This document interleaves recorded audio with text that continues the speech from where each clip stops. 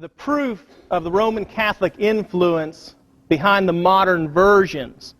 And it may surprise you if you study the history, which we're not going to get into today. We're not going to get into the history behind it, but if you study the history, you'll see that Rome influenced the making of the modern versions. You look back at Westcott and Hort and the Sinaiticus and the Vaticanus, where all of the modern versions come from, and you'll see that there is a huge influence by Rome. And again, like I said, we're not going to get into that tonight. We're actually going to look at the proof within the Word of God. That's the way I like to do it. I like to go into the Bible, and I like to compare spiritual things with spiritual things. Now that's comparing spiritual things, the King James Bible, with spiritual things, the modern versions, because they are spiritual things. I want to start out with a quote, and this begins chapter 13 in my book. It's by Alexander McClure. He wrote a book in the 1800s called The Translators Revived.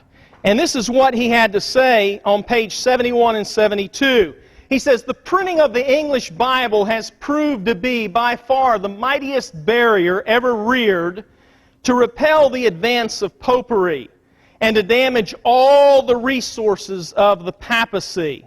Originally intended for the 5 or 6 millions who dwelt within the narrow limits of the British Isles, it had once formed and fixed their language, till then unsettled, and has since gone with that language to the isles and shores of every sea."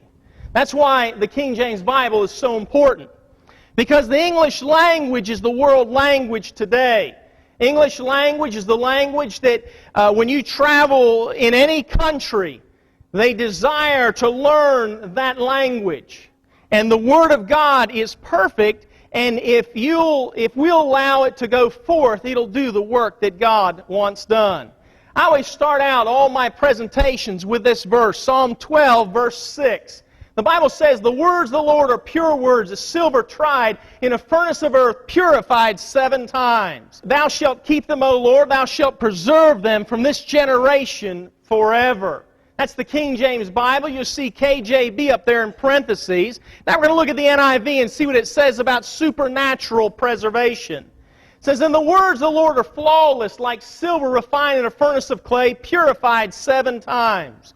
O Lord, you will keep us safe and protect us from such people forever." I see some confused looks out there. It doesn't say the same thing. In the King James Bible, you have the promise of supernatural preservation. In the modern version, you have something else, and it's obvious that they don't say the same thing. So as we look at some things, I want to look at 13 points tonight. 13, the number of rebellion, 13 points which will prove the Roman Catholic influence behind the modern versions. Number 1, the Catholic Church in the NIV teach confession of sins to a man. James 5:16, the Bible says, "Confess your faults one to another, and pray for one another, that ye may be healed. The effectual fervent prayer of a righteous man availeth much." 2 things in this verse. Number 1, you confess your faults one to another. You don't confess your sins. I wouldn't want to sit down with somebody and hear about all their sins. But if you have a fault between a brother and a sister, or brother and brother, sister and sister, you confess your fault to them and you ask them to pray for you, because the effectual fervent prayer of a righteous man availeth much. The modern version, it says, "Therefore confess your sins to each other and pray for each other so you may be healed. The prayer of a righteous man is powerful and effective." It doesn't say the same thing. You are not to confess your sins to any person. You're to confess your faults one to another. You know what the Douay Rheims version says? This is the explanatory note for James 5:16. The Jesuit English Roman Catholic Bible for confessing your sins one to another says this, verse 16, "Confess your sins one to another." That is, the priests of the church, whom, verse 14, he had ordained to be called for and brought into the sick. Moreover, to confess to persons who had no power to forgive sins would be useless. Hence, the precept here means that we must confess the men whom God hath appointed and who, by their ordination and jurisdiction, have received power of remitting sins in His name. That's the Douay Rheims version from 1610, pages 262 and 263. The NIV matches the Catholic Bible. You see, the Catholics didn't have to come out with their own version, as you'll see, because they could have just had the modern versions, and that would have been sufficient. Number 2, the Catholic Church in the NIV elevate Mary. The Bible says in Luke chapter 1, verse 28, "And the angel came in unto her and said, Hail, thou that art highly favored. The Lord is with thee. Blessed art thou among women." You see, Mary is blessed among women. Not above women, but among women. When you look at the modern version, that one word is taken out. Luke 1:28 in the NIV, "The angel went to her and said, Greetings, you who are highly favored, the Lord is with you." No longer are you told that she's blessed among women. No longer are you able to use that verse to go to a Catholic and say, listen, this extraordinary lifting up of Mary is wrong. In the Bible, it just says she's blessed among women. Now, she's blessed. Don't get me wrong. One of the things we've done as Bible believers is we've taken the fact that people pervert the truth, and we sometimes take that to an extreme and we neglect Mary. We can't neglect the fact that she's a blessed woman. Only one person in all of human history was chosen by God to bear the Son of God, and that was that blessed virgin 2,000 years ago named Mary. We should recognize her for that, but no more. We can't condone the praying to her. We can't condone the images and the icons and all of those things. Those things are wrong. That's what we need to focus in on, but we need to keep ourselves balanced and make sure that we don't get things out of focus and destroy the truth just because we want to try to present the truth. Look at Luke 2:22. The Bible says, "And when the days of her purification, according to the law of Moses, were accomplished, they brought him to Jerusalem to present him to the Lord." You see, one of the things is when a male child was born and a female child was born, there were two rules under the Levitical law.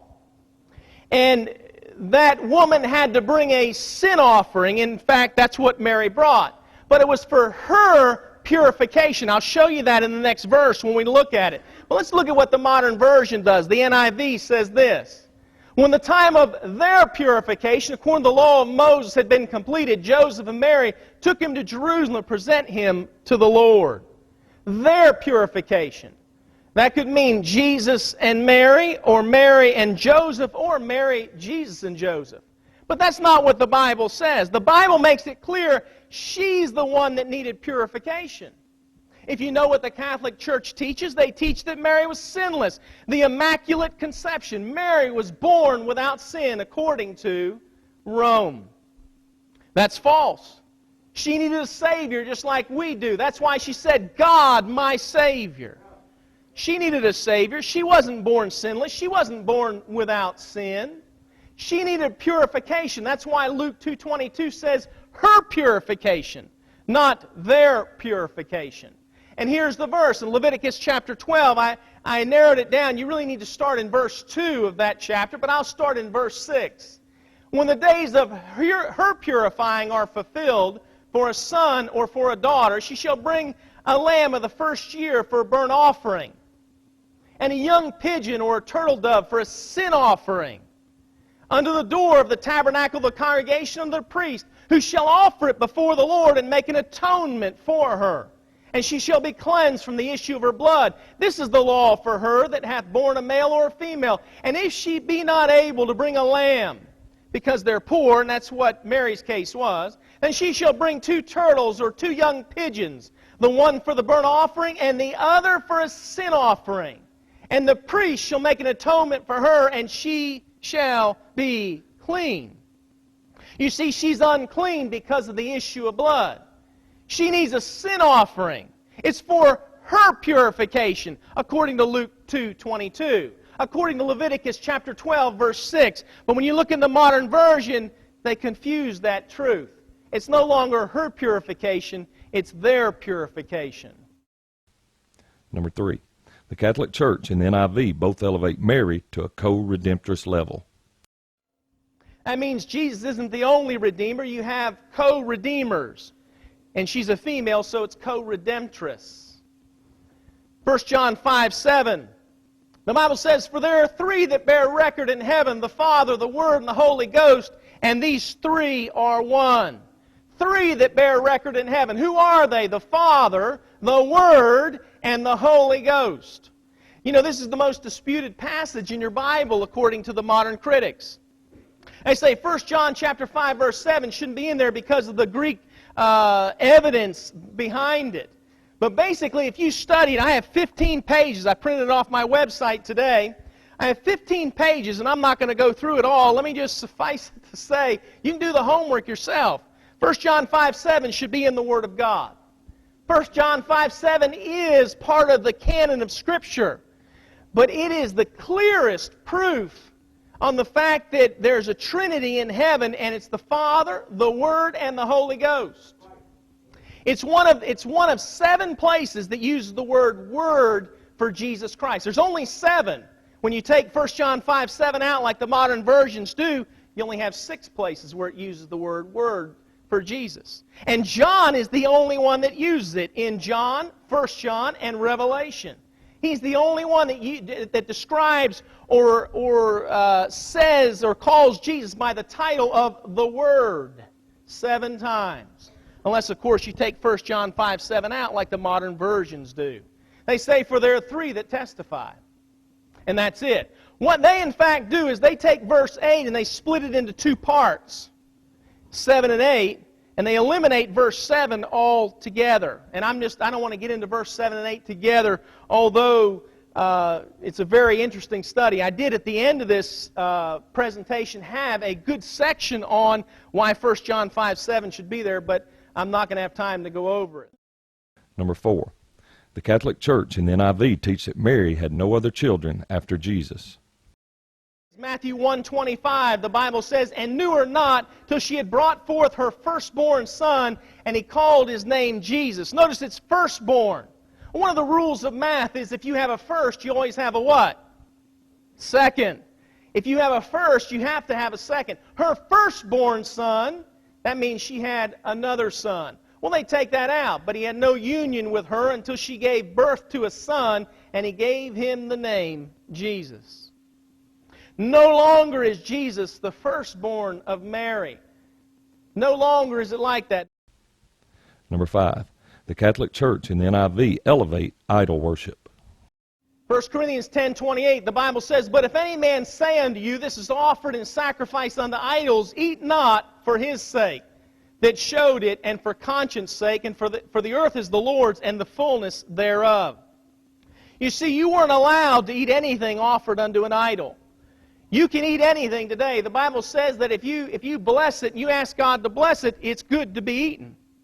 But if you knew that that thing was offered unto an idol, you were to abstain from eating it even today because of that weak brother.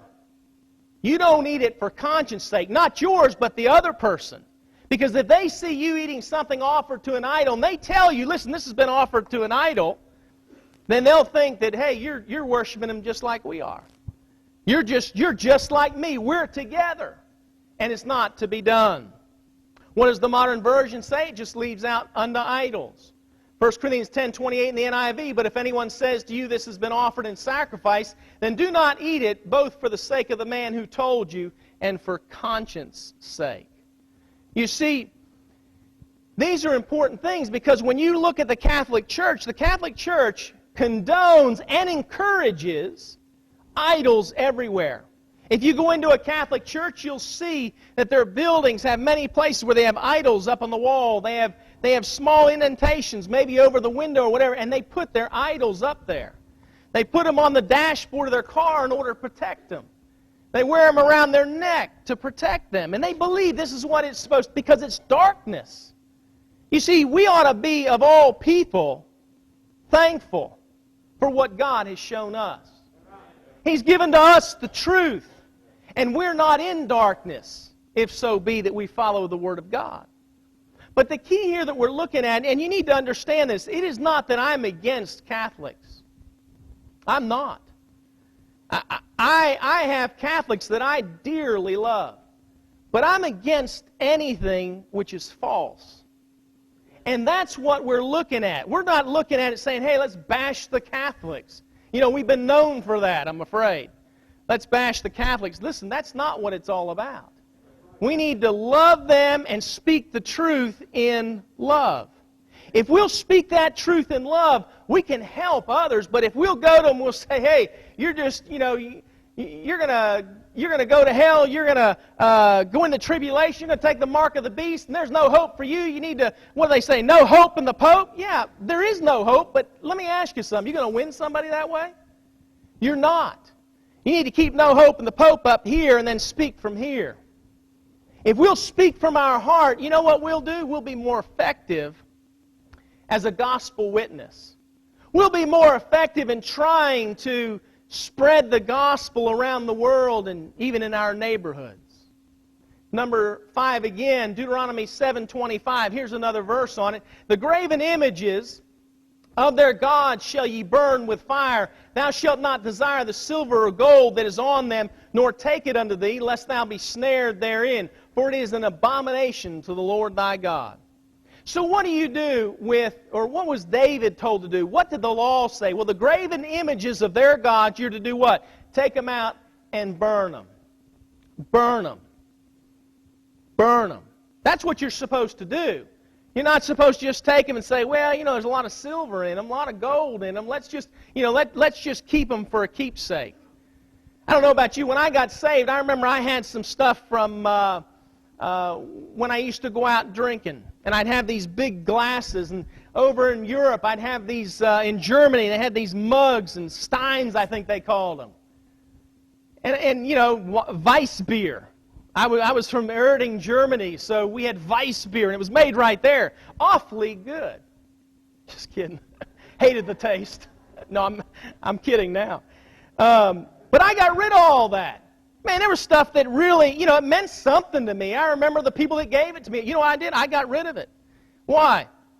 Because I didn't need it there. There were pictures of, you know, when we go out on the beach, there were pictures that I went and I got rid of. I just destroyed them. Why? Because I didn't need to look at them anymore. The Bible says to burn that stuff.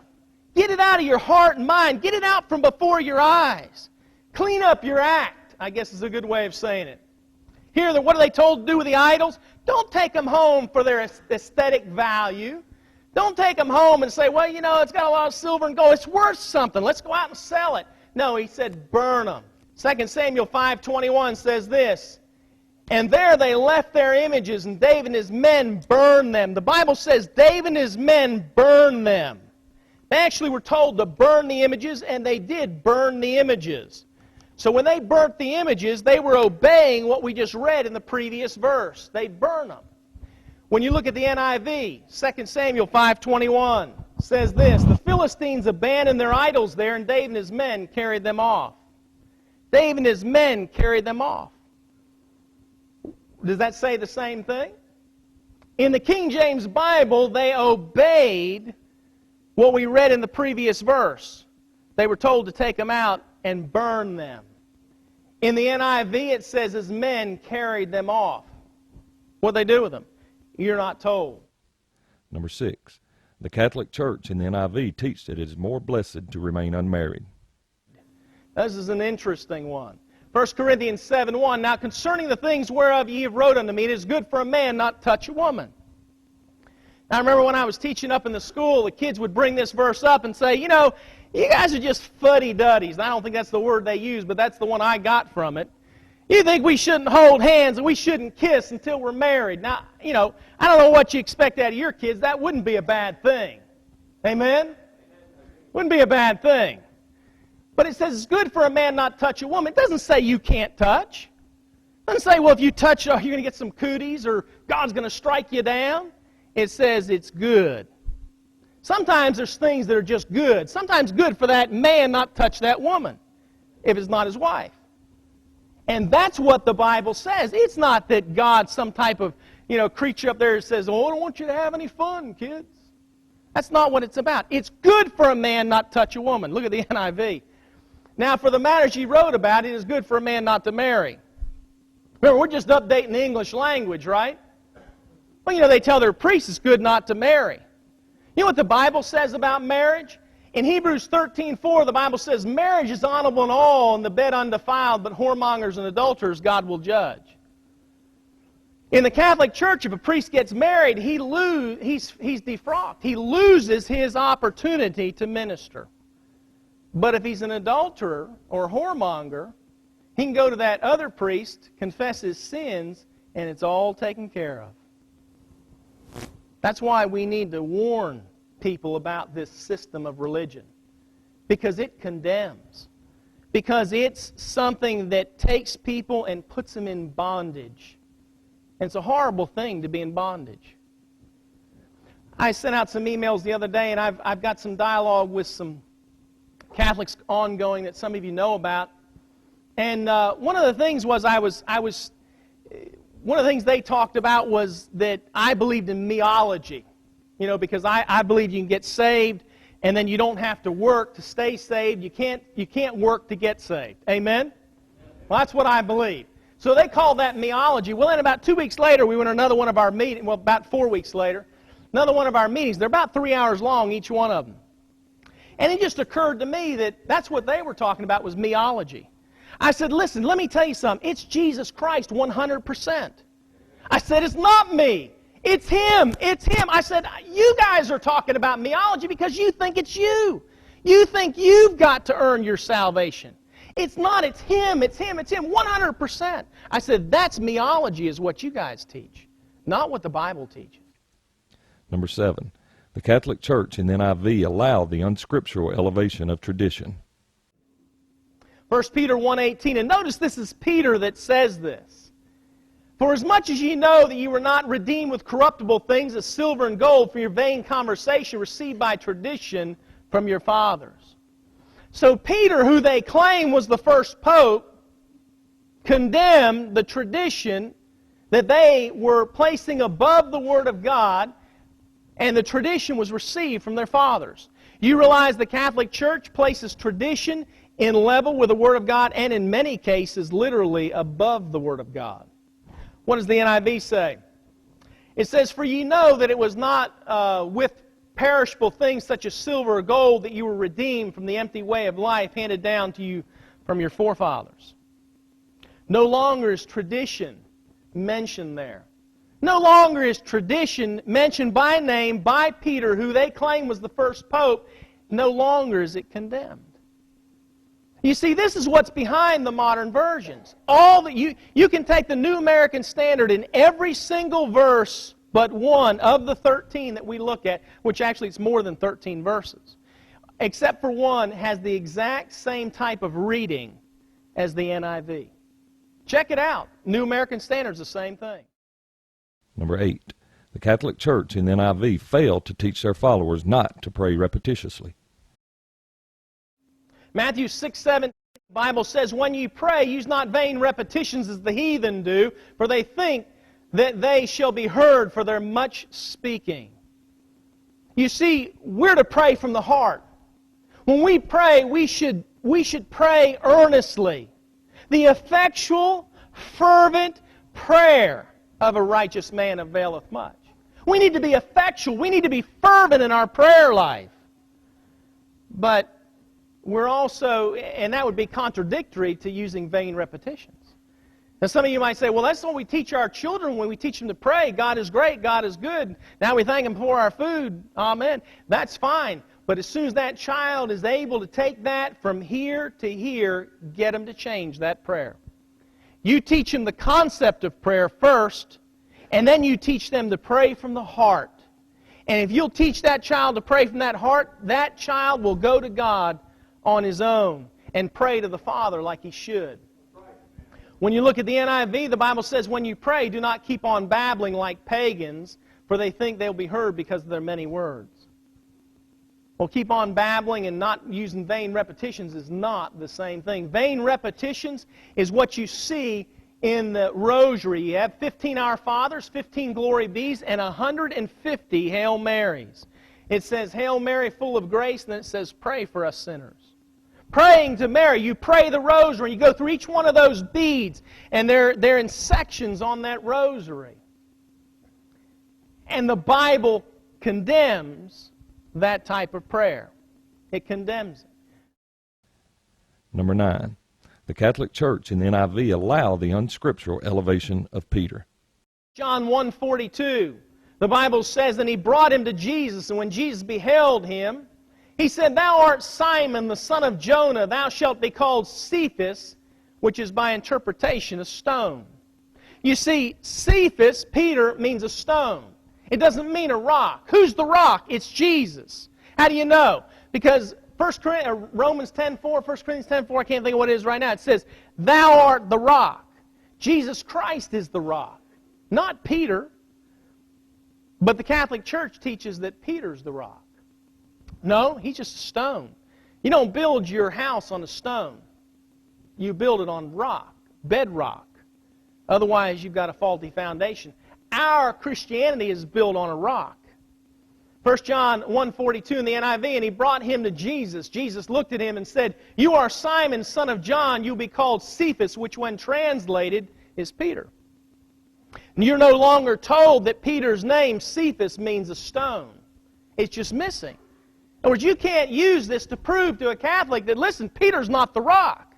I can take him to 1 John 1:42 and show him that Peter doesn't mean rock. I can also take him back to Matthew, Mark, Luke, and John and show him that the confession that Peter made, Thou art the Christ, and Jesus said, Upon this rock, what you just said, I'll build my church. The fact that Jesus is Christ. Number 10. The Catholic Church in the NIV condoned the selling of masses to widows in order to pray for the dead to deliver them from purgatory. Statistically, the woman outlives the man. That's generally how it works. Unless some type of disease is involved, statistically, the woman has a longer lifespan than the man. Now, I have no reason why that is. I can't tell you why that is. Some of you might be able to figure it out. I'm just kidding. That's a joke. Matthew 23:14, Woe unto you, scribes and Pharisees, hypocrites! For you devour widows' houses, and for a pretense make long prayer. Therefore ye shall receive the greater damnation. You see, the Mass is a long prayer. And if you think about what's happened in many countries around the world, not so much in the United States, but if that man dies first, and that woman is somebody that loves her husband or loved her husband and is a true Catholic, she's going to want masses to be said in order to get her husband out of purgatory. So if she pays for many masses, that husband can come out of purgatory quicker. Now, many years ago, especially during the Dark Ages, that woman didn't have the money. So what would she do? She would sign her house over to the church. The church would allow her to live in the house.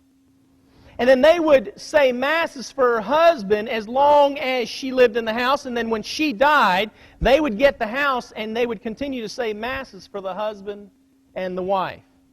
This is condemned by the Word of God. What does it say? It says, For ye devour widows' houses, and for a pretense. What's a pretense? That's you've got a reason other than what you're letting people know. For a pretense, you're making long prayer. You see, some of them are not as concerned about getting somebody out of purgatory as they are bringing the money into the church. What does the NIV say in Matthew 23:14? Well, if you'll look there, and I do have a copy of the NIV up here, Matthew 23:14.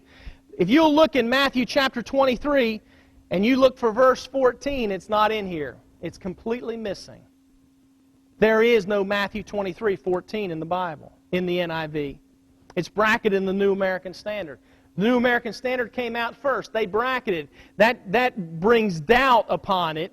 And then when you have the latter versions being made, they just rip it right out. And you look at most of the versions, most of them will have no Matthew chapter 23, verse 14. Now, the context of Matthew 23:14 is found in verse 9. In verse 9, the Bible says, And call no man your father upon the earth, for one is your Father which is heaven. So Matthew 23:14 condemns somebody that's devouring widows' houses and for a pretense making long prayer. And in verse 9, he is described as somebody that calls himself and goes by the name or position or title, Father. Father.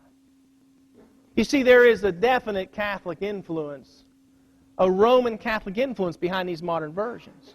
And it's been proven over and over and over, but many people have stuck to proving it historically by looking at the men behind it, and that's just boring study for a lot of people. I say, let's go to the Scripture. Let's compare Scripture with Scripture and see the influence. Number 11, the Catholic Church in the NIV elevate the priesthood system. And this one sort of blew me away, as did some of the other ones, but this one especially, because I didn't see it until much later. Romans 15:16 talks about Paul's ministry. He says that I should be the minister of Jesus Christ to the Gentiles, ministering the gospel of God, that the offering up of the Gentiles might be acceptable, being sanctified by the Holy Ghost. That's Paul's ministry. What does the modern version say? The NIV says to be a minister of Jesus Christ to the Gentiles with the priestly duty of proclaiming the gospel of God, so that the Gentiles might become an offering acceptable to God, sanctified by the Holy Spirit. The priestly duty? Oh, I know we're all kings and priests, but that's an individual priesthood that all believers have, not that there's a hierarchical type thing where one's a priest over the laity. There is no separation like that. Not supposed to be a clergy and laity type thing. But here it is with a priestly duty. A priest offers a sacrifice. Well, Jesus was the final sacrifice. There is no more sacrifice. We don't have a priestly duty like that. That's why we don't have a sacrifice. We're to present what? Our bodies. A living sacrifice. Just like Brother Steve mentioned this morning in Romans chapter 12. We're to present our bodies a living sacrifice, not a dead sacrifice. We don't bring a bullock to the altar. We don't bring a lamb. We don't bring a sacrifice except for what? Ourselves. We are the sacrifice. Number 12. The Catholic Church in the NIV teach that a faithful follower will do penance. You'll see it in many monasteries where in the monastery they'll have people that will whip themselves. In the Philippines, they actually have time at Easter where people nail themselves to a cross. You've probably seen the pictures. The missionaries have seen it. The missionaries over in the Philippines will tell you, especially in that Roman Catholic country, that they do that. 1 Corinthians 9:27. J. Frank Norris mentioned that this was the most feared verse in the Word of God. The King James Bible says, but I keep under my body and bring it into subjection, lest by any means, when I have preached to others, I myself should be a castaway. The reason J. Frank Norris said that it was the most feared verse in the Word of God is because he feared losing his ministry. He feared, as a preacher, that because he didn't keep his body in subjection, because he allowed sin to reign in his mortal body, which the Bible says it's not supposed to, he feared that if that happened, he would be a castaway or set on a shelf and no longer be used of God. That's why he said that. He says, I keep under my body and bring it into subjection. You see, that's what we're all supposed to do. We're supposed to keep our body in subjection to the Word of God, to the will of God, to the Spirit of God that indwells all of us. What's the modern version do? It changes it and says, no, I beat my body and make it my slave, so that after I have preached to others, I myself will not be disqualified for the prize. You beat your body. You abuse yourself. No, the Bible doesn't condone that. God doesn't want you to do that. God doesn't want you to live in such a way that you think by hurting yourself, you're somehow getting special graces from God. Giving up something at Lent. It's how you neglect yourself. No, we shouldn't neglect ourselves. Now, we should in this respect. If there's sin in our life, we need to get it out. But just because you give something up, you give up sweets for 30 days during Lent. You say, what's Lent? That's one of the things the Catholic Church teaches. And they think that if they beat their body, abuse their body, or hurt themselves, somehow they store up graces for themselves, It makes them closer to God. Number 12 again, Galatians 5:12 says, and this is the Apostle Paul speaking of some people that were causing trouble. He said, I would they were even cut off which trouble you. Well, what's that mean? Well, you've said it before. I wish you'd just cut them off. You got somebody causing you problems or something. I wish they'd just, cut off his resources. No more money. Maybe a child at college isn't getting the job done, flunking out of college. You know what you do? You cut them off. No more money dished out. You just cut them off. Well, that's what the Bible's talking about. The modern version says, as for those agitators, I wish that they would go the whole way and emasculate themselves. So much for easier reading, too, huh? Emasculate you. I wish you'd just go emasculate yourself. I tell you what, I'd hate to walk around telling people they need to do that. Especially when you know the definition, now that I just thought about what I said in the definition. Castrate is what it's talking about. Number 13, the Catholic Church and the... Let me try number 13. Remember, we're at the end of this thing. Let me not lose it. Number 13. The Catholic Church and the NIV both condone the attack of those who disagree to forcefully expand the kingdom. You see, they think the kingdom's down here. We know, and we studied this morning in Sunday school, thy kingdom come. It's not on earth today. If Jesus' kingdom was here, and we'll look at a verse, now I think if I added it today, Luke 9:54, let's look at this verse. And when his disciples, James and John, saw this, they said, Lord, wilt thou that we command fire to come down from heaven and consume them, even as Elias did? But he turned and rebuked them and said, ye know not what manner of spirit you're of, for the Son of Man is not come to destroy men's lives, but to save them. And they went to another village. You see, the apostles wanted to go into the Old Testament ways, and they wanted to bring fire down like Elijah did and just destroy their enemies. But what did Jesus say? Jesus said, love your enemies. Do good to them that persecute you. That's what Jesus said. So when they asked, can we command fire to come down and consume them, he told them, he said, listen, the Son of Man's not come to destroy men's lives, but to save them. When you look at the NIV, all of that that's in yellow is missing. When the disciples, James and John, saw this, they asked, Lord, do you want us to call fire down from heaven to destroy them? And Jesus turned and rebuked them, and they went to another village. No longer in verse 56 is what it really is missing, for the Son of Man is not come to destroy men's lives, but to save them. That whole portion is gone there. It tells why Jesus said we weren't to do this. Jesus came to save, to seek and to save that which was lost. That's what He came for. He came to save men and women from their sins. Matthew 11:12 says, and from the days of John the Baptist until now, the kingdom of heaven suffereth violence, and the violent take it by force. The kingdom of heaven suffereth violence. What does the modern version say? From the days of John the Baptist until now, the kingdom of heaven has been forcefully advancing, and forceful men lay hold of it. Do you know what that verse right there says? Kingdom of heaven is taken forcefully, and forceful men take it. It says you do whatever you have to do to make this kingdom continue. It says forcefully advancing. Is the grace of God forcefully advancing? See, these verses are taken completely out of their context too and applied today. And if you take that verse from the NIV, you can condone destroying those that disagree with you, just like the Muslims do, just like the Catholics did a lot during the Dark Ages. That's what the Crusades were about. You have verses like this that say it's forcefully advancing. And what? The forceful men lay hold of it. That's not what my Bible says about the grace of God.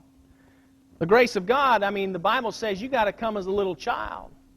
You come and you realize you're a sinner on your way to hell, and you accept Jesus Christ, your personal Savior, not in some type of forceful way. And listen, you can't forcefully make somebody get saved. As much as I'd like to force a few people to get saved, it can't be done. I tried. I don't know about you. When I first got saved and many years thereafter, I forcefully tried to get people saved. I took it and I would just run roughshod all over them, giving them the gospel. Why? Hey, it's what I thought I was supposed to do, but our presentation also matters. It's not forcefully advancing. John 18:36, let's look at Jesus' kingdom. It says, Jesus answered, "My kingdom is not of this world. If my kingdom were of this world, then would my servants fight, that I should not be delivered to the Jews, but now is my kingdom not from hence." See, one day His kingdom will be set up on this earth. But His kingdom is not of this world. If it was of this world, then He'd have His servants fight in order for Him to be delivered from the Jews, and His kingdom would have been set up, but that's not what He said. He says, "My kingdom's not of this world." It's a future time, a future kingdom. And if you go around and you try to forcefully bring people into the body of Christ, would be the equivalent, it's not going to do any good.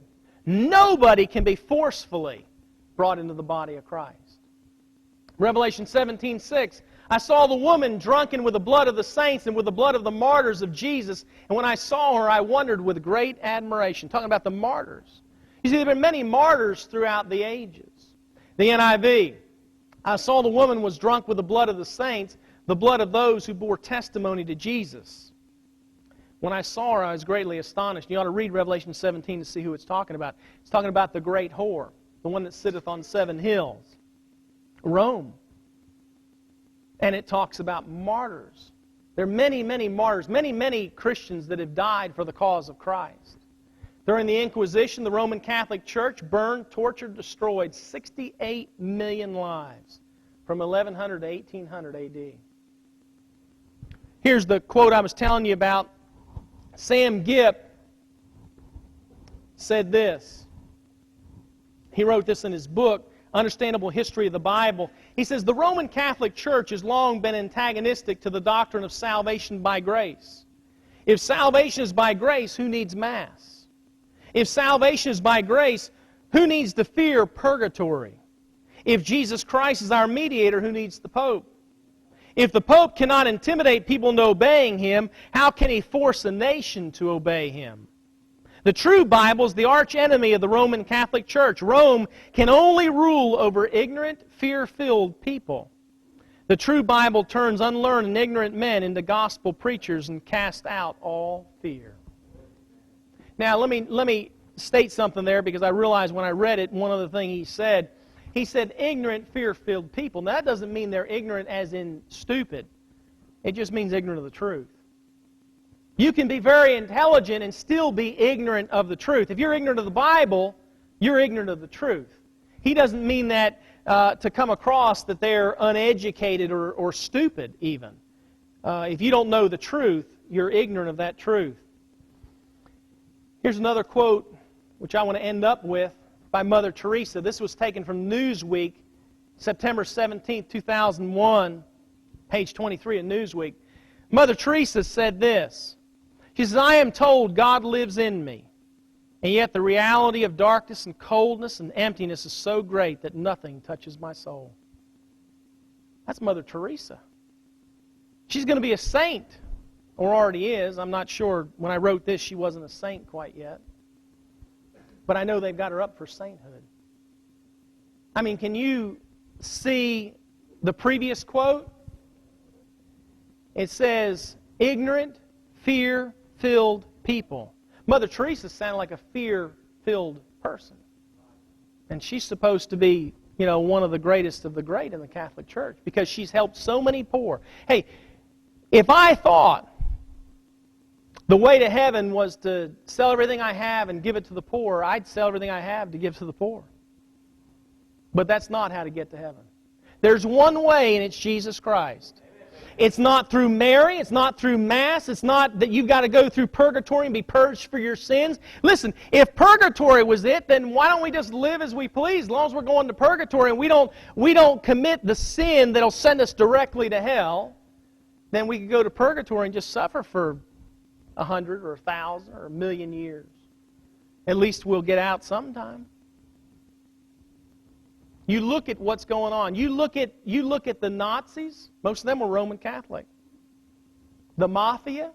You see, when you can go to a priest and confess your sins and be absolved of that sin by that priest, you lose your conscience of sin. After a while, you just quit going to the priest because what's the use? Maybe you don't feel any different. Your conscience is seared. And that's why you have the wickedness and the ungodliness that's been perpetrated on many a people in the name of religion. That's why. Again, we don't need to be against Catholics. In fact, we need to love them so much that we get the Word of God in our heart and we give it out in such a way that we exude the love that's within us. And they look at us and they say, what is it that you have that I don't have? You don't have the fear. You don't have looking at the traditions and you know, the St. Anthony's and the St. Christophers you got to wear around your neck to protect you. You don't have all of those superstitions. You can just live for God. You can enjoy life, and they don't have that. They don't have that joy that comes from a personal relationship with Jesus Christ, and that's what we've got to give them. Give them the truth, but realize if somebody comes up to you and tells you, listen, you can take a modern version and it's more effective in reaching the lost, I say no way. No way. I read a book, James White wrote it, The King James Only Controversy, and he said the modern version is stronger on the deity of Jesus Christ than any other version out there. Let me close with this, and I will close. Look at Revelation chapter 1. Show you something the Lord showed me. When I was up in Pennsylvania a couple of weeks ago preaching, and I flew to Orlando, and a guy in Orlando walked up to me after I did a presentation on the deity of Jesus Christ. He said, have you seen Revelation 1:6? I said, I don't know. What is it? And I opened it up, and he showed me this verse here, Revelation 1:6. And let me show you, and I'll read it from the NIV. You go ahead and read your King James Bible to yourself.